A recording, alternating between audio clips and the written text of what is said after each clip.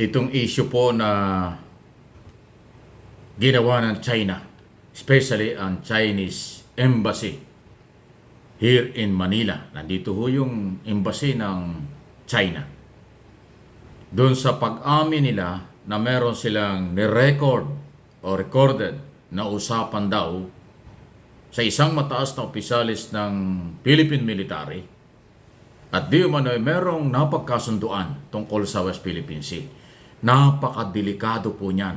Napaka-sensitibong issue niyan.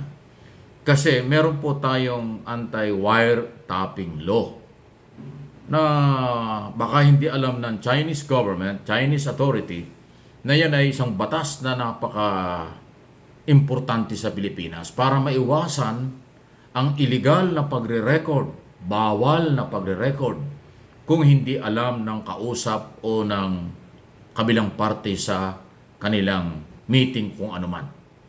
Yung Anti-Wiretapping Law, Republic Act 4200, matagal ng batas sa Pilipinas. At hindi ibig sabihin ito dahil dayuhan sila, pwede nilang gawin yan. May pananagutan sila sa Philippine law. Kaya nga si Secretary Gibo Teodoro, Department of National Defense Secretary nga, at Secretary Anyo, National Security Advisor, National Security Council, ay nanggigigil dito. Kasi masyado itong pang-aabuso, kawalan ng respeto.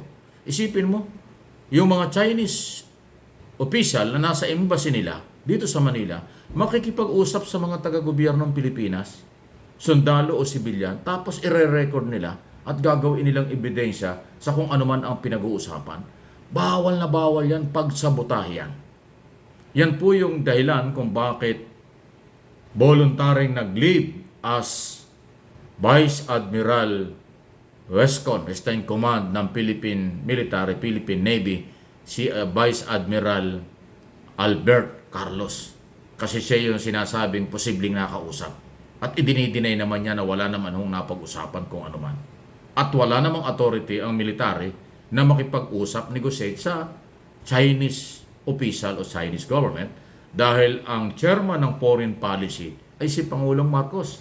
Siya lang may karapatan na makipag-usap, makipag-commit kung kinakailangan sa China. Pero wala namang gagawin dyan si Pangulong Marcos dahil ang kanyang paninindigan ay ilaban ang West Philippine Sea dahil pag-aari natin ito.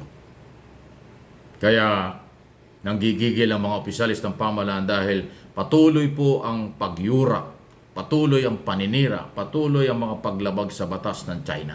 Hindi lang sa West Philippine Sea, pati nga dito sa wiretapping law. Maliban dyan yung controversial na maraming Chinese national ang nakapasok dito na sa nakaraang administrasyon na nagpapakilalang sila yung mga manggagawa sa Pogo. At maraming negosyong itinayo company dyan sa Tarlac na posibleng illegal at maraming perang na-discover ang Anti-Money Laundering Law o Council dahil yung batas na yan ay bawal din na pinapera. So Anti-Money Laundering Law, Anti-Wiretapping Law ang posibleng kaharapin o nilabag na batas sa Pilipinas. Maliban pa yung international law at iba pang batas tungkol sa exclusive economic zone ng bansang Pilipinas. So grabe po ang ginagawang pang-aabuso ng China. Kaya muli kong uulitin, nasan ang puso ng mga Pilipinong nagpapagamit sa China? Nasan ang inyong pagmamahal sa bansa kung meron man kayo nun? Bakit kayo nagpapalinlang at nagpapagamit bilang propagandista ng China sa laban sa Pilipino, laban sa ating bansa? Inuulit ko, may konsensya ba kayo?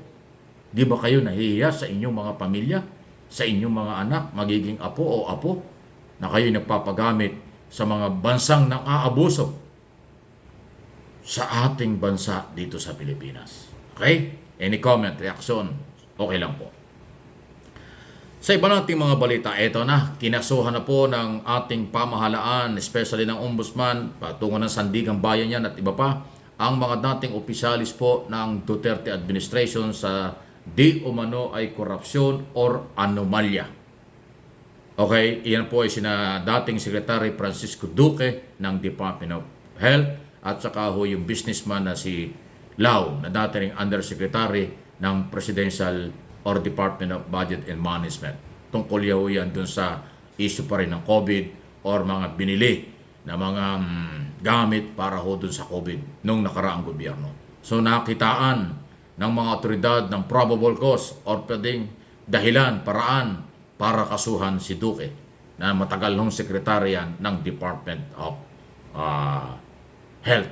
Marami pang opisyal po ang posibleng sangkot sa anomalya doon sa nakaraang gobyerno na ngayon ay nakikita ng Office of the Ombudsman at iba pang ahensya na merong independent power na magsagawa ng investigasyon. Office of the Ombudsman. Hindi po yan pwedeng pakialaman ng kahit sinong opisina. Dahil po yan ay independent constitutional body. Under 1987 Constitution, meron po yung sapat na kapangyarihan mag-imbestiga, mag-file ng kaso, at mag-dismiss sa mga opisyal ng gobyerno kapag minakita silang mga basihan o probable cause sa mga dokumentong nakakarating sa kanila. Kaya walang kulay politika yan. Ngayon pa lang, sinasabi ko na yan, independent sila. Any comment, reaction sa ating mga ginagawa dito sa ating mga channel? Kahit anong araw, oras, tayo po ay may mga topic dito dahil ito pong Mike Abe Opinions channel ay talagang priority natin na magbigay ng opinion, analysis, interpretation sa mga nangyayari. Yan po ay ating karapatan at obligasyon ko namang ipaliwanag sa abot ng aking kakayanan para makarating sa inyo ang mga tamang impormasyon. Salamat po sa mga followers, subscriber at mga viewers natin. Pati na rin doon sa isang channel ko na MA Pinoy TV. Okay. Ito nga ba, related pa rin ho ito sa ating monitoring kasi national po ito, international na usapin. Yung bang mga posibleng pumapasok dito nagpapakilalang mga negosyante na galing sa China, sila ba'y lehitimong turista, lehitimong workers, o lehitimong kapitalista? O kaya sila ba'y mga espiya na? Sila ba ay pakawala na ng China para tayo i-monitor yung ating mga galawan para sa internal at external security ng bansa? Dahil dyan, maraming nagdududa. Kaya ako po ay mayroong personal na panawagan, apila, alam ko namang alam nila, pero wala pong masamang ipalaala lang natin sa intelligence community ng ating pamahalaan. Sana naman bilis-bilisan nila. Sana naman tuloy-tuloy ang kailang pag-monitor. Kasi dumadami, hindi lang sa Metro Manila, o hindi lang sa Luzon, kung hindi sa maging sa Visayas, Mindanao, meron din pong posible na mga espiya na ang China. At posible rin nakasapakat yung mga Pilipinong pro-China.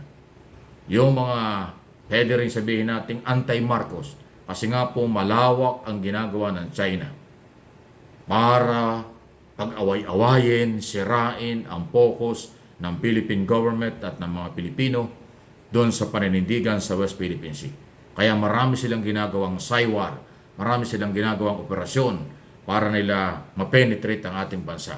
Kaya muli, sana po mag-double time ang ating intelligence community para ma-monitor ang lahat ng posibleng nanggugulo o kalaban